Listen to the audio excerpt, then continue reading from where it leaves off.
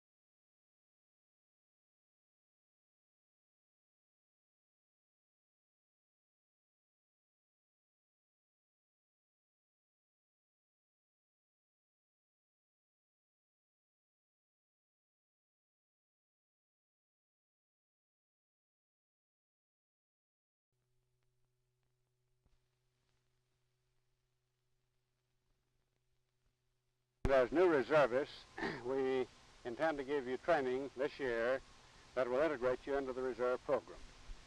The mission of the U.S. Army Reserve is to furnish units, organized, trained, and equipped in time of peace for rapid mobilization and deployment in time of war. Now, the biggest problem we have in the reserve at this time is to transmit from the experienced combat veterans the combat know-how that they have picked up in World War II and in Korea. Now, a specific example of our problem and the solution that we are attaining to this problem exists in this gun squad of the 330th Battalion that is now about to fire a problem at Fort Sill as a part of our 1957 summer field training. 2, 3, 3. Shot for Greenback! Shot for Greenback! Go!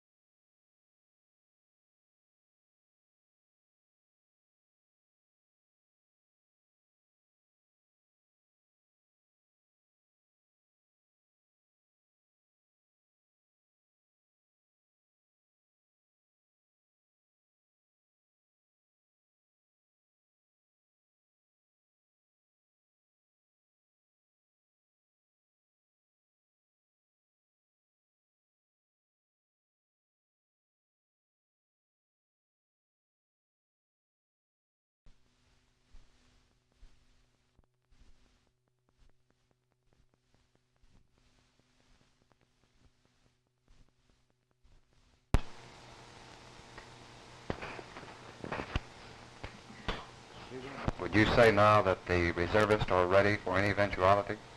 That's a rather broad statement. I wouldn't say they're ready for any eventuality, but they're certainly an effective fighting force at this time, especially in view of what we saw in camp. Do you think the training is improving? The training has improved every year for the past 5 years. Or do we have enough men now in the reserves to be effective in time of war? We have enough men in the reserves to form a very effective training cadre that can be filled up rapidly with fellow replacements and made effective, I'd say, within 30 to 60 days. That is effective as a combat force. But do you see any new emphasis on the reserves to get more men? Well, there's certainly this emphasis. We recognize that our enemies have approximately a 15 million man reserve.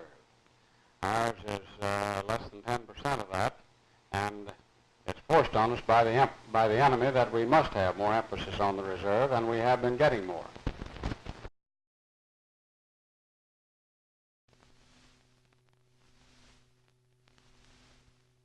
Mr. Bond, there's really not too much for a person out in a boat on a lake to worry about, is there? Just go ahead and have a good time and enjoy yourself? Well, Larry, yes, there's plenty to be worried about when we're out with our boats. Boating safety is number one among our policies with the Game and Fish Department at the present time. For instance, we shouldn't never overcrowd the boat that we are using for fishing or for recreation of any type. Too many times our people get too many people in the boat. For instance, a 12 or 16-foot boat should have no more than 4 or 5 people. Whenever we get it overloaded, then we may become just a little bit careless at times, and the first thing we know, the waves washing in against the boat from a passing boat or from just heavy wind waves, well, the first thing we know, it will swamp the boat and down it goes if we have a heavy load. Well, suppose that choppy water or overloading does cause a boat to go underwater. What's the best thing to do, swim for shore?